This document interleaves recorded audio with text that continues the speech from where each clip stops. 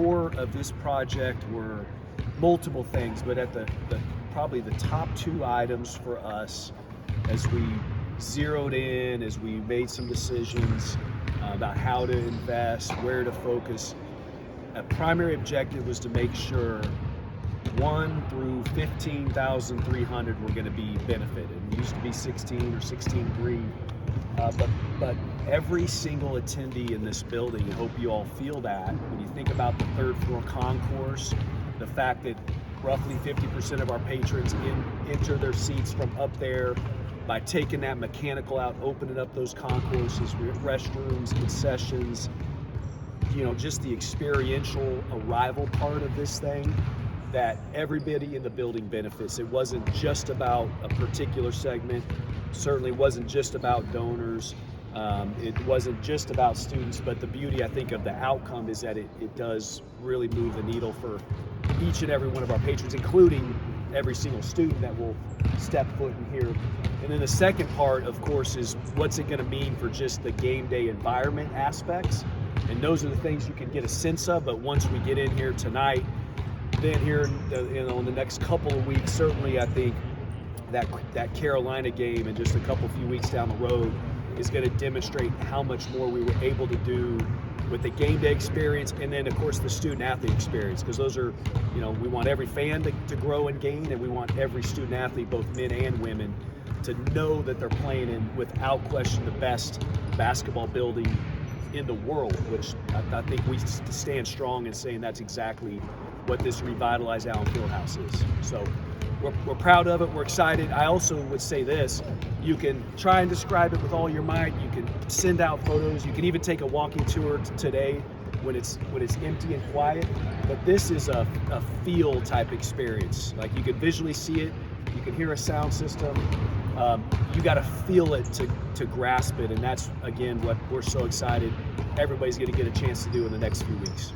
What are the main things? Just looking back to when this project started, how excited are you to see tonight and just kind of see some of the reactions? Well, I mean, listen, there's only one Allen Fieldhouse in the world. There will forever only be one Allen Fieldhouse. When you say it's the cathedral, it is without a doubt the cathedral, and that's it's a privilege, right, for any of us to have had a chance to work on it, to have had some input in it. It's also pressure, right, where hey, the entirety of a university and a fan base, and frankly the world is watching, so to speak. And so I think for us to feel like we really threaded the needle well about how do you modernize the fan experience, because that had to happen. Like, it just was no debate. This was not a world-class fan experience start to finish, but also do that in a way that pays tribute, pays heed to heritage, to history, to character. That's what we're excited about, and I really think it'll be validated with our fans and our students' experience here in the next few weeks. What are the main things we'll see for the first time as part of the Washburn game that aren't necessarily part of late night and that experience? Henry, I think just seeing it in the context of a quote unquote normal basketball environment. Late night is super unique, right?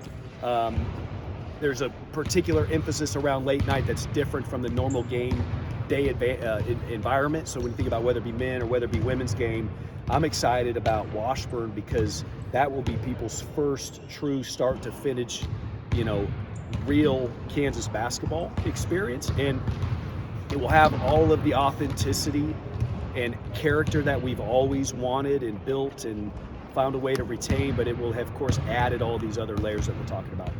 Travis, with the corners, can you kind of explain what all goes into behind? Yeah.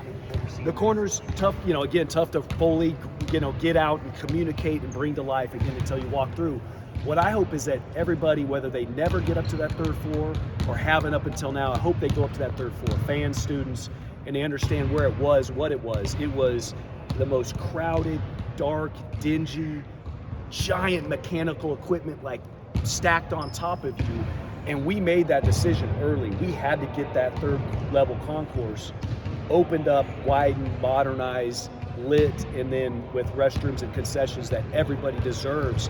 And so that's where the corners came into play. We had to make a value proposition of, are these old bleachers, which have some cool heritage and history and added components to them, is that of more value when we're thinking about 50% of our patrons using that third level concourse? And the reality is, it's never been a good seat up there. Now, I know there's memories, and I've sat up there as a student and as a fan myself many times over, and there's components of that matter, but it's 2024, 25. Everybody should have a first-class experience, including all of our students, and we don't lose a single student seat in this new configuration. And by taking those bleachers out where students used to have to cram into and adding 2 additional rows on both sides behind the basket, we found a way to keep the same number and dramatically improve the seating. So I love the corners, and I think people have to experience to fully grasp it. Just expanding on that, how do you think the student experience will be enhanced by moving them closer to the court? Well, you've always kind of been on top of it, but not every student certainly feels like they're right on top of the action. It just affords more people a chance to be on top of and have a greater impact on what's going on in the court, both for our men and our women. So if you went from up there to down here, it's night and day, right? And so I think we're excited for more students to get a better seat in this building. Where's the special handicap seating? Yes, ADA. So this is has long been one of the least accessible facilities out there. It was built in the early 50s. Accessibility was not a cornerstone at that time. Unfortunately, we wish we could make it world-class 2025 accessible, but you can't with an old building like this and the way the seating's already configured. So we said, we've got to improve upon the limited options down behind the baskets. That was a cornerstone commitment we had. You guys hopefully have seen it. Now we've doubled the amount of accessible seating in the building, and we've distributed advantage points that rival anything. So whether, whatever that handicap or accessibility issue might have been, and the impacts of sitting down low behind the basket and seeing the court now get dramatically enhanced because you're up there at the midsection of the arena, mid-court, corners, and you're able to take in a basketball game in a way that we've never been able to offer. And again, I just emphasize, we doubled the number of seats. We're really excited and really proud of that. Added an elevator, which was desperately needed, and so just people getting in the building is going to be a lot more functional and accessible.